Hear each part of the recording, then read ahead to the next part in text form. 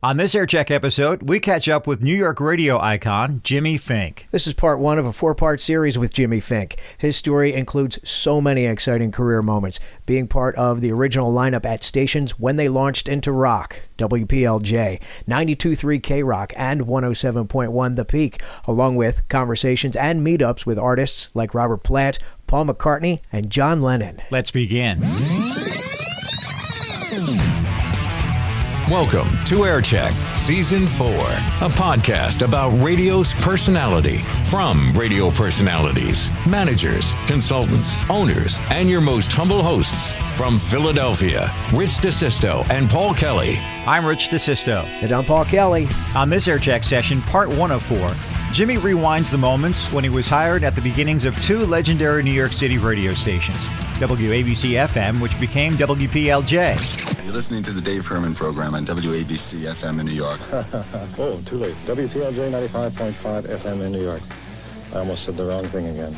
And the new 92.3 KROCK. Introducing 92.3 FM, KROCK, the rock and roll station that's been missing from your radio.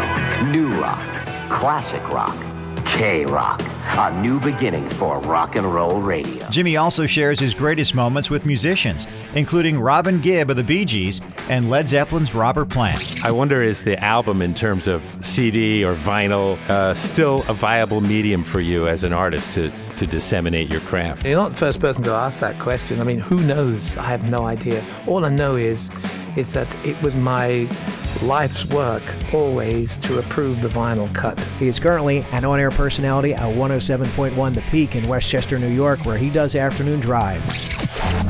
This is 107.1 The Peak. WXPK, Briarcliff Manor, White Plains. World-class rock. Ladies and gentlemen, Theater of the Mindless in our crowd. Please welcome across the stage from 107.1 The Peak, Jimmy Fink.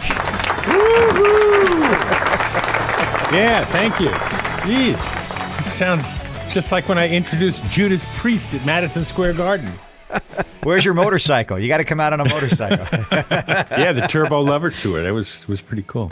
Well, Jimmy, you were part of a time in New York radio when AM radio moved aside for the mighty FM band, the 1960s into the 70s. The infamous WABC-AM and WABC-FM were making waves. WABC-FM became New York's best rock, WPLJ, as WNEW-FM was beginning to make a name for itself in the progressive rock arena as well. And we'll talk about those early days, too, and how PLJ came about, its relation to a Mothers of Invention song and the competitive nature between it and WNEW-FM. But let's jump right into another mother of invention of New York radio, the arrival of 92.3 KROCK, WXRK. You were there. You were the very first hire, from what I understand, at that station, ready to take on the Big Apple in the classic rock format. KROCK also soon became the flagship home of the Howard Stern Show. And wasn't it the live broadcast of Live Aid in July of '85 that started it all? How did all that happen? How did you end up there? It was Live Aid weekend. It was July 12th, 1985. Your radio's been a rock and roll wasteland until now. Introducing 92.3 FM, KROCK. The rock and roll station that's been missing from your radio. New rock, classic rock, KROCK, a new beginning for rock and roll radio. 92.3 FM, KROCK. I was so happy to be there because some of the best times in radio, I don't know if many of your listeners are actually involved in radio, but if they are, then they know that some of the best times in radio are when you join a station right from the beginning. You're not just a hire of a station that's been around a long time. You're there right from the beginning, and it's so exciting. Comes in at number 134. Me and Bobby McGee from Janis Joplin before that. The great Young Lust from Pink Floyd. But it's a man answering. And Robert Palmer's Bad Case of Lovin' You, of course, Born to Run was Bruce. And you also had the Eagles and Desperado, Skynyrd and The Who, and Peter Frampton with Baby I Love Your Way at number 142. All part of our KROCK Firecracker 501 countdown. And I'm Jimmy Fink on the classic rock station, 92.3 KROCK. I contacted Pat Evans, who was the program director, KROCK at the time. And I had been working for HBO and Cinemax and not really on the air in New York since sometime in 1983. And during those 2 years when I was absent from the radio, I was producing some nationally syndicated shows and also doing some voice things on HBO and Cinemax. And so when I called Pat Evans and she said, yeah, come on over. It was just a thrill. I was actually planning a weekend out in the Hamptons at a house that we rented for the summer. And instead of going there, I went into KROCK. Hi, New York. You know, before I was a comedian, I was a guitar player. And I wanted to be the best, but I wasn't. Just like a lot of radio stations try to be KROCK, and they're not, because KROCK is the best. It's the best classic rock and roll you're going to find, and they have it all day. And they have Howard Stern in the morning. And we don't mean to laugh in the face of the other radio stations. But you're just not KROCK! Turn to KROCK 92.3 FM!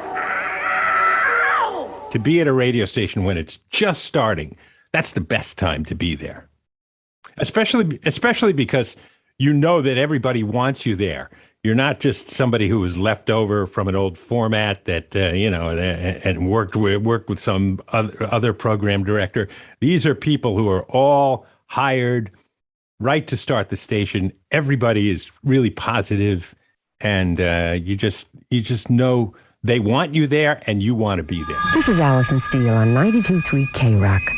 I've had the pleasure of playing some great rock and roll through the years, and I can tell you that right now there's only one station in New York that plays classic rock and roll back to back with no filler or fluff, and that's 92.3 KROCK, and that's why I've switched.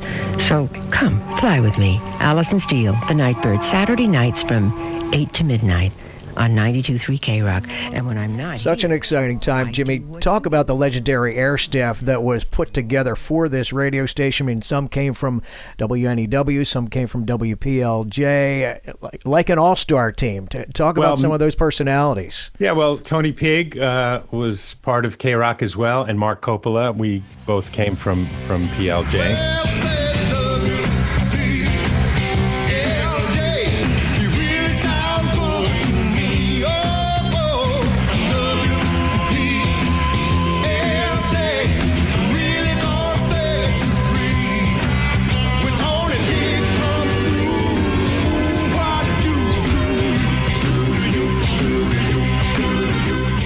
Some of the people who came later from WNEW were Pete Fornatal, and they were friends of Mel Karmazin, who was the owner of KROCK at the time. Later on, started Sirius and all that kind of stuff. But Mel brought in some of the people from NEW, and also some people like Meg Griffin. At 102.7, this is WNEW-FM in New York. Meg Griffin for Richard Neer. Richard will be in at about 6 o'clock, weather providing, to take the place of Dave Herman, who's the only smart one in the bunch. He's in Aruba. There was this one guy, his name was Steve Capon. Steve was a great disc jockey. He passed away a few years ago. Steve used to end up his weeks-long shows by playing like a soundtrack of an old film machine, clicking along and recapping everything that he did all week on his show. It was just great. And he was really good. And he and Meg Griffin were a thing at the time also. So, Jimmy, from time to time through this air check session, Paul and I are going to throw you some names of famous people that you've had encounters with through the years, kind of like rapid fire. When we do, tell us what comes to mind. The first one is Robin Gibb. Oh, man. One of my favorite interviews ever was Robin Gibb. He's another who's passed on. He just had, first of all, the voice of an angel. And there was a song that the Bee Gees did that was called Odessa, City on the Black Sea. And it starts off by singing about the 14th of February, 1899. And Robin Gibb, his voice was just so angelic in that particular song and in some of the other Bee Gees songs. And they invited me to their hotel room in the Waldorf Astoria to do the interview with Robin. It was just a great interview. And there happened to be a piano in the hotel room. And after we talked, and it was really a kind of an emotional talk because it was at a time when some of the rock fans of the Bee Gees sort of turned against them because they thought they were doing some kind of a disco thing. Meanwhile, I was a disco guy also. I love all kinds of music, including disco, and spent many a night at Studio 54 all night long, and then went to PLJ to do my show at 6 o'clock in the morning. But anyway, the interview with Robin Gibb ended up with him walking me over to the piano and sitting down and just playing some songs for me personally, privately. And it was great. And he was wonderful and heartfelt and emotional. And it was just a great interview. I loved it. Robert Plant. Robert Plant, I've met a few times. My first impression of him was that he's really tall. I'm tall. I'm 6'1", and I think he might be taller than me. My first encounter with him was at the elevator at PLJ, where I encountered a lot of people from time to time. The actual interview, I'm not sure if I participated in the interview at PLJ, but I've interviewed him recently at the Peak, 107.1 The Peak, where he talked about his collaboration with Alison Krauss, which has now produced 2 albums, the first of which, Raising Sand, won Grammy Awards. The second one is out now, and we're playing one of the current songs on the Peak from that particular album, and that's what we talked about. We also talked about some of the lyrics of Led Zeppelin songs, which are a little bit out there, you might say. Not an amateur historian, but I'm really, really very interested in Dark Age history, so I guess that's where some of those strange lyrics came from in 1970. The Hammer of the Gods, all that sort of stuff came from the movement of civilizations through these islands, and all that stuff. When I thought it was a good idea to come up with lyrics like that, I didn't really realize what the sort of ultimately, I'd always been reading about history, and then I thought, okay, this is really compelling music. We'll drive our ships to new lands, and then suddenly, before you know it, 5 years later, there's a lot of people with double-bladed axes tattooed on their forearms and stuff, and I think, oh, I see. I get it, yeah. I'm curious to know that, in an era that we're in right now where media kind of travels around the world in seconds, digitally, often even virally, I wonder, is the album in terms of CD or vinyl still a viable medium for you as an artist to disseminate your craft? Excuse me, you're not the first person to ask that question. I mean, who knows? I have no idea. All I know is that it was my life's work always to approve the vinyl cut. I always wanted it to sound, I wanted the vinyl to be more or less what we'd set out to do all those years ago, and what every artist ever did was to make it sound beautiful and warm and powerful. And vinyl, to me, even though it's truly on the up and up as far as, I think the Mumfords and people like that came around the corner and insisted that the vinyl be on display at all these different various outlets. And I think it's pretty crucial stuff to have it sounding good on vinyl. But in answer to your question, I have no idea where the hell it's going. Good answer. So talking about radio stations, where you were and how they've evolved, 95.5 WPLJ, such a long legacy story, originally WABC-FM. WABC-FM, New York.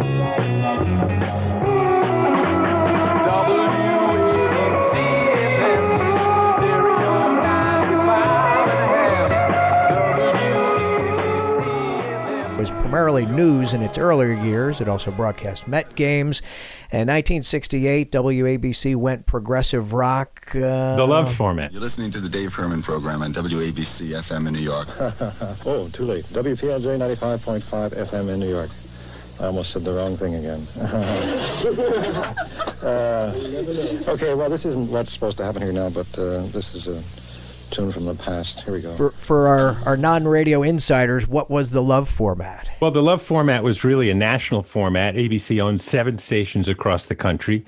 New York, I don't know if I'll name them all, but New York, San Francisco, Los Angeles, Chicago, Dallas, and a few others, 7 altogether. And they were tied together by what they called the Love format, where several disc jockeys recorded tapes and they were distributed among the 7 stations. And it wasn't live, of course, but they did progressive rock shows where the disc jockeys basically played whatever they wanted to play. And they included Tony Pigg, and Brother John was another disc jockey who who was part of the Love format. And then in 1970, they decided that they wanted to go live on these stations. And WABC-FM went live. Tony Pigg was one of the disc jockeys who came to New York from California, where he was working, and went live in New York. And I happened to be a college student at the time. And I called in at the beginning of the summer just to make a request and got connected to this man named Alan Shaw, who was the vice president of ABC in charge of the FM stations. Well, Jimmy Fink was one of the absolute original PLJ personalities. He was working at the station on February 14th, 1971, when WPLJ was born. That's right. Jimmy, you have to tell your story. Well, the story of how I got my job, if that's what you mean. It's just like I was just a listener, you know. He called to make a request. I called to make a request. I got connected to the vice president of ABC, and he said, well, why don't you come down and make a tape? I don't know why he was answering the request lines, but he started quizzing me all about music and what did I know about music and why did I want to hear the songs I requested, which, by the way, were a song called Madame George by Van Morrison and Handbags and Glad Rags, two kind of mellow songs. And I went down to the station to meet him. I never actually made a tape, but the following Saturday, which was July 12th, 1970, weird that July 12th was also the same day that KROCK went on the air in 1985, but this was July 12th, 1970, and he put me on the air. Jimmy Fink at WPLJ. Stevie Wonder, Don't You Worry About a Thing. Gordon Lightfoot, The Wreck of the Edmund Fitzgerald and James Taylor's Suite for 20G at WPLJ. It's 9:15, 47 degrees in New York City. Thickening clouds today with a chance of occasional rain this afternoon and early tonight. Temperatures will be in the low 50s. And partly cloudy, turning windy and colder later tonight with a low in the mid-30s, it says. And it says in this paper that there could be some snow flurries in the suburbs. Oh, my God. How can that be right? The weather department didn't say anything about snow. Monday, sunny, windy, and cold, the high around 50. So if there is any... I was on the air for that whole summer on WABC-FM in New York. At the end of the summer, basically what I had seen over the course of the summer was a lot of coming and going at the radio station. It was a station in flux. Like I said, it was a station that's just starting, and a lot of coming and going of people who had worked there before and didn't work there anymore. And I said to myself, well, I don't think I'm going to quit college to come here and maybe work here and be one of the people who's gone again, just like I saw a lot of people go over that summer. So I considered it a summer job. And I told them at the end of the summer, I'm going back to school. And when I went back to school, I did college radio and also worked at WHFS in Bethesda, Maryland. I went to American University in Washington, D.C. And I don't know if you know Steve Leeds. Yeah, Steve is now like a executive at Sirius XM. Steve and I went to college together. Steve was the station manager of my college radio station, WAMU. His brother's Harvey, right? His brother is Harvey. Yeah, That's exactly right. Yeah. Then when I came home for Christmas, I said, well, I'm coming home for Christmas. And when my particular college had a certain semester set up where you were off the whole month of January. So I came home just before Christmas and I was home all through January. And Alan Shaw and I spoke again. And he said, well, you're home. Why don't you work for WABC-FM while you're here? So at the end of that particular period of time, I said, you know what? I'm graduating in a few months. I might as well keep my job here. And I commuted back and forth from Washington, D.C. to New York every weekend to continue doing weekend shows at WABC-FM. And It turned into a job that lasted for 13 years until 1985. Pretty good investment. Yeah. I was a weekend fill-in guy for about the first seven or 8 years that I worked there. As I said, in radio, there's a constant change and flux of people. So even though I was a weekend fill-in guy, I was filling in so much. I was practically full-time because they were getting rid of people and they had a 6, 8, 10-week period of time when the slot wasn't filled yet. And I did it. I also had a family business in New York City, the bread business. My family was in the wholesale bread business, and I worked there also until 1978. And then I went full-time on the radio, and I did the morning show at WPLJ starting in 1978. The thing is, I worked there for 8 years just as a fill-in part-time guy, but there was so much turnover, my fill-in part-time was almost full-time. And then Jim left the station for a couple of years. Oh, that's a story. And I started doing the morning show, and Larry Berger, program director, said, well, why don't you just do the morning show? And I said, great. And then Jim came back, so it was I filled in for him for 2 years. Jimmy Fink, Such a great person to listen to, talk with, and learn from. New York's finest, and more to come. On our next episode with Jimmy, part 204, Jimmy relives those formative years of his love for radio, the story of the WPLJ call letters, those legendary PLJ DJs he was fortunate to work with, and the PLJ format change in the early 80s, his conversation with Graham Nash, and the elevator encounter he had with John Lennon and Yoko Ono. You can follow us, stream, and download every episode of AirCheck on Apple Podcasts, Google Podcasts, and Spotify. You can also tell your smart speaker to play AirCheck Podcast. If you haven't done so, give us a great rating. We'd also love to hear from you on our Facebook page, AirCheck Me. This is Rich DeSisto. And I'm Paul Kelly. We'll talk to you soon. Closing out another episode of AirCheck, a podcast about radio's personality from radio personalities. If you have radio stories to share, we'd love to hear from you. Join the AirCheck guest list. Email aircheckme@gmail.com. Musical props are Chris Gordon's. Announcer props, I'll take those. Greg O'Brien, the OB. AirCheck is available now on Apple Podcasts, Google Podcasts, and Spotify. You can also tell your smart speaker to play AirCheck Podcast. AirCheck is the creation of RDPK Productions.